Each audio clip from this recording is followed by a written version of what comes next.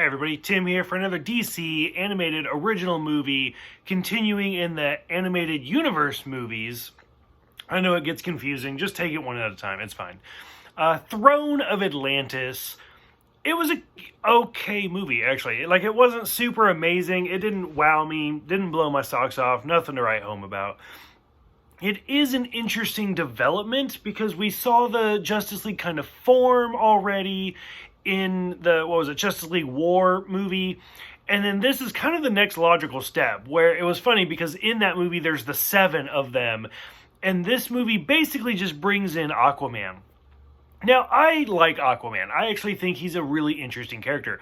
And I know a lot of people, like, kind of make fun of him or, like, diss him because, like, he just talks to fish. Even in, like, the newer live-action movies, like, even though it's Jason Momoa, who will fuck you up just by looking at you, like, people still kind of make fun of him because of that.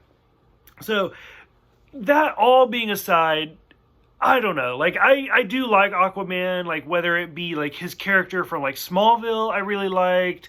Like, I really like him as a character. In this movie, though, this movie's really slow. Like, I'm not gonna lie.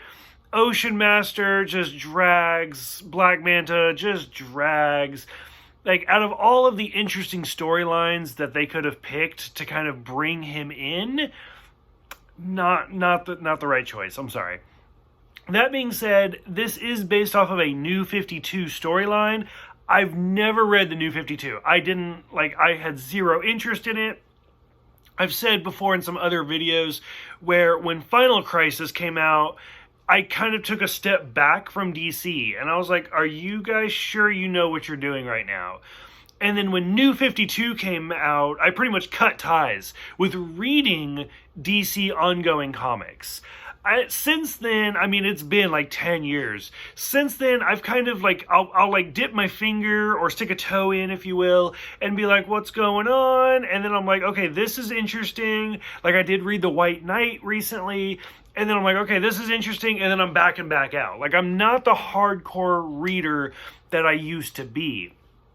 And so I don't know how good of an adaptation this is to the storyline, but for me, the overall plot is just kind of slow. Like, realistically, probably the first 5 or 10 minutes is the best part, where we see Clark and Diana dating, which I know that was part of the New 52. I do remember hearing, like, Clark is not with Lois, he's actually with Diana for a while, which is funny, because you go back to, like, the Bruce Timm verse of, like, Justice League, where Wonder Woman was completely infatuated with Bruce, with Batman.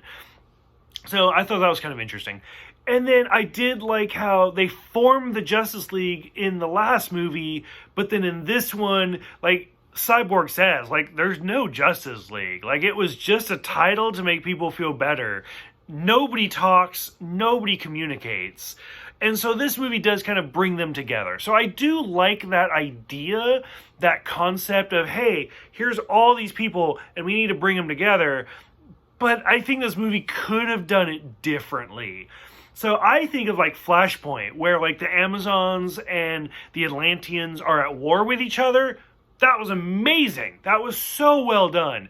Maybe if it had been a little bit more like that, I would have been more interested, but I don't know. It just could be me that I just didn't find the story. Then again, I didn't find Justice League War to be particularly fascinating as well. So I do think this movie universe is kind of off to a slow start. So I'm curious what you guys think. Like, did this rope you in? Did it make you love Aquaman? What did you think about it? Go ahead, let me know, and I will see you guys next time.